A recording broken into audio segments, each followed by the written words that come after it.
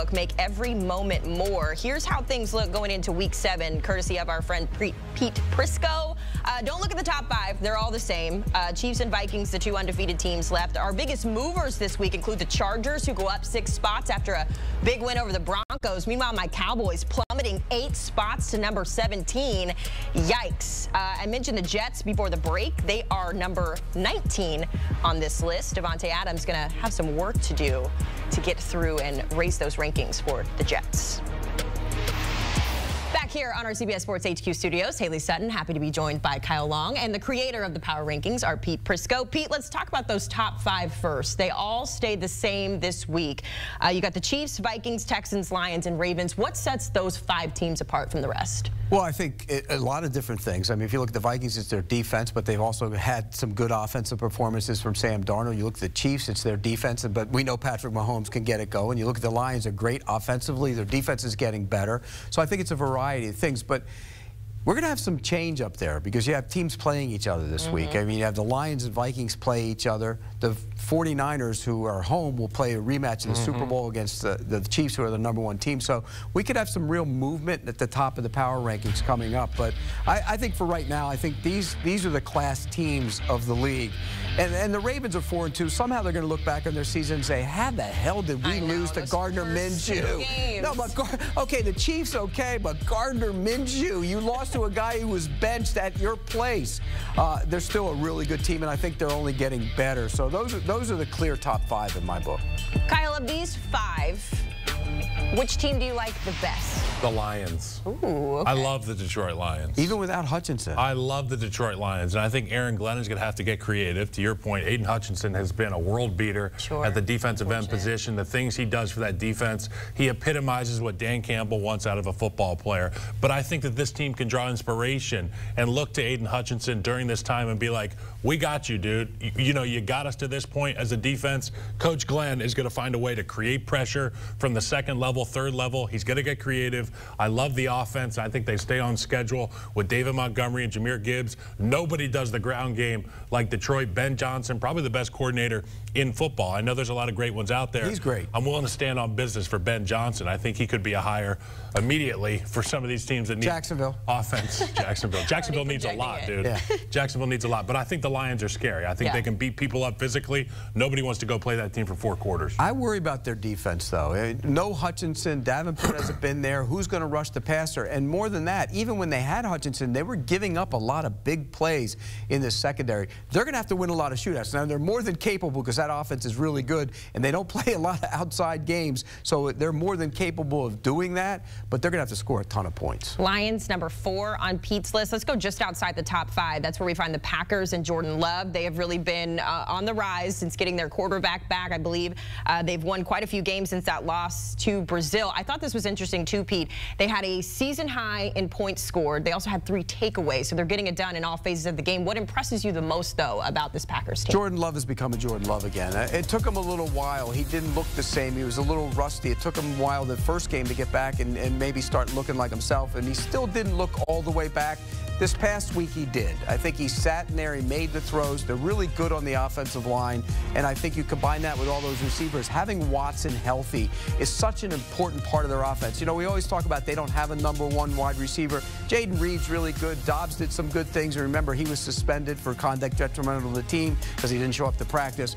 And then you look around, but Watson's so important because he's their deep speed. He's the guy that clears everything out, and him being healthy is really important for Jordan Love. I love the makeup of their offense. Defensively, they probably don't rush the passer. Again, they're another team that has rush the passer issues. Gary has to get it going.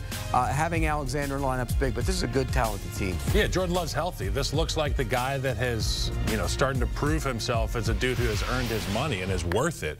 And for Matt LaFleur, he's always going to have answers. You talked about Jaden Reed and Christian Watson. Romeo Doubs was great last week after his brief hiatus, and we all know how the NFL can be. Sometimes you need the team to rally around you and pick a guy up. That's exactly what they did. To your point about rushing the passer, they don't get home a lot, but one thing they did last week was keep Kyler Murray at bay. The Arizona Cardinals, their rushing offense, got nothing going against this group. So they stopped the run. They can score points on offense. The Packers are dangerous.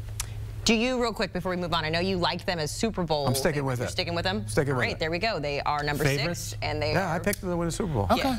Yeah. I just wanted to check in because with the Jordan Love and all the up and down, but Pete is standing strong. And by the way, that division they've only had one game featuring 2 teams in that division. Everybody's going to start playing each other. Yeah, it's going to get real interesting. Best division in football. Let's talk about another team in that division, of course, the Bears. A lot of people were saying that this weekend was going to be Caleb Williams' breakout game, and we saw that happen across the pond. 226 yards, 4 total touchdowns.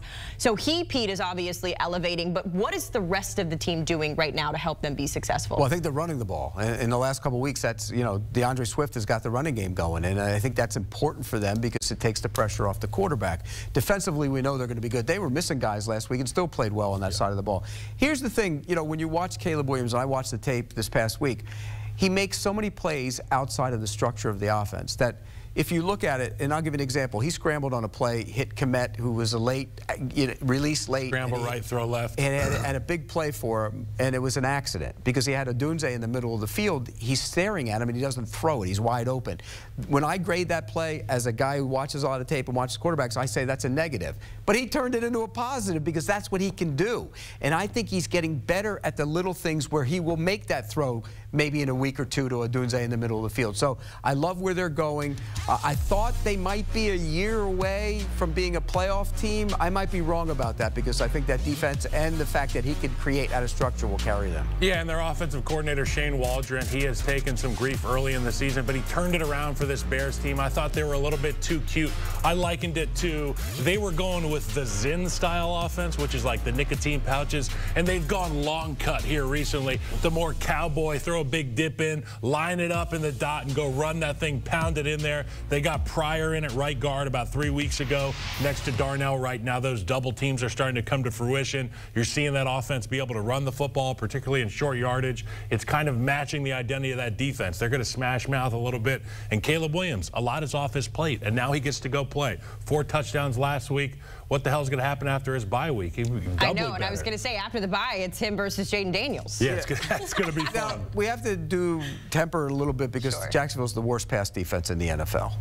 They're terrible. They're 32nd in the league. They can't stop anybody. And as far as your chew, make sure you have a cup over there. Oh, my goodness. They're going to gut it. The way Waldron's calling this offense, they're just gutting it.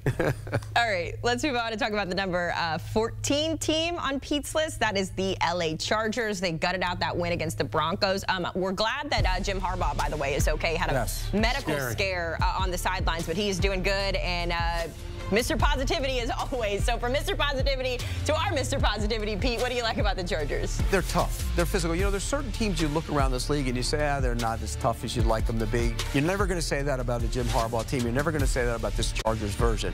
And what I liked last week, it was one of the big concerns I had about Harbaugh going there. We know he wants to run the ball. We know Greg Roman wants to run the ball. What did they do last week? They go against the Broncos and they go throw it all around the house. And I loved every bit. In fact, they might have thrown it too much. They got the ball back late in the game and they threw it on 3 straight plays. You can run the ball when you do have a lead. You can do both to chew up the clock. But I love what I saw last week. I love the makeup of this team. When they get healthy, and they're not healthy yet, when they get guys back, they're going to be a tough out. Yeah, they're going to make a run at the end. And you said it. I mean, they run the football with such effectiveness and such a tough group up front, but they started off the game throwing it all over the yard. Now you don't know what the hell you're trying to defend. And for the Broncos, that was a tough spot. Good to see the Chargers doing well. Got to get healthy. They can get even better. The Chargers defense, too, has looked really good, too, which is a nice upgrade. Jesse Minter's done a nice job with that group. Yeah, an NFL low, 13.2 points per game for the Chargers. I'm just stalling because our next topic is the Cowboys, and I don't want to talk about it. So I'm just trying to say all the good things about the Chargers. Pete, I am sick because I have rooted for this team, obviously, my whole life. I used to work for them, and Sunday's performance was one of the worst I've ever seen out of them. There was just no effort, and I get it, right? They're banged up. There's the pressure of playing for the star, but just the low effort. Jordan Lewis after the game talking mess. Jerry Jones this morning threatening to fire the radio show that he doesn't own, but wants to. I mean, like, is this rock bottom for America's team? Because this feels like my personal rock bottom in the time that I have supported them. Well, they are 3-3. I mean, everybody. No, because they've had 2 really horrible losses at home, and when you lose at home like that, it makes it feel worse. And 3. We've had 3. Yeah, but they lost to the Ravens. The Ravens are a good team. Yeah, they lose to the Ravens. That's not a horrible loss. But here's the problem with this team right now. The injuries on defense. Sure. They can't keep up with anybody. I mean, you had 5 starters out of that game, including your top 2 edge players, and Bland hasn't played either. I mean, he's another guy, the corner. So they're missing guys all over the place. And when you can't stop anybody and you're playing a great offense, it puts more pressure on your offense. But here's the real issue, though. They stayed status quo. Remember, they went in the offseason. We're going all in. Did they go all in? No. They have a guard playing running back. Zeke Elliott runs like a guard now. And he's upset, too, because of his reps being... Well, I mean, he doesn't run. He has no juice. They have no juice on offense. There's no juice in that offense at all, other than CeeDee Lamb. That's about it. That's the only juice they have in that offense. In fact, if I were the Cowboys, I would play Turpin more on offense. Yeah, you saw him get in there a little bit. To get that speed in there onto the offense, because they are really slow other than CeeDee Lamb. Yeah, you need somebody out there with some dynamism outside of CeeDee Lamb, because obviously Dak and CeeDee, that's what you're going to get. If I'm a DC prepping for the Cowboys, I'm going to try to get after the passer, and I'm going to try to cover CeeDee Lamb, make sure he doesn't beat us. Who else are you going to beat us with? To your point, get Turpin out there, get somebody with some juice on the field to give him a chance.